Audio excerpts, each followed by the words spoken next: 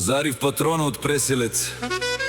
До него винаги стои неговата съпруга, опора и подкрепа във всяка стъпка. Жена му Стела. Заедно те изграждат своето семейство, изпълнено с любов и сплотеност. Най-голямата им дъщеря е Айше, а след нея идват Хаче, Гюлсюм, Месут и Садика. Всяко дете носещо своята светлина и радост. Това е история за семейство, за сила и за ново начало. И в края, с обич и уважение, фамилията на моята сестра.